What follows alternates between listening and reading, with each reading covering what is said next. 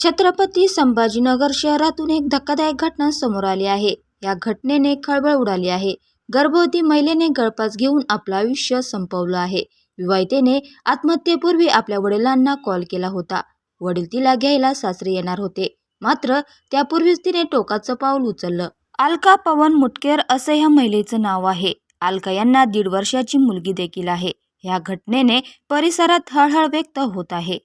घटनेबाबत अधिक माहिती अशी की पती सतत दारू पिऊन छळ करायचा। वारंवार विनंती करूनही त्याचे विवाहबाह्य संबंध थांबले नाहीत। हे कृत्य नातेवाईकांच्या मध्यस्थीनंतर थांबवण्याचे त्याने कबूल देखील केले होते, मात्र त्रास कमी झालाच नाही। शेवटी कंटाळून 6 महिन्याची गर्भवती असलेल्या अलका पवन मुटकर यांनी गळफास घेऊन आत्महत्या केली। बुधवारी मध्यरात्री 2 वाजता पती घरी परतल्यानंतर ही घटना निदर्शनास आली।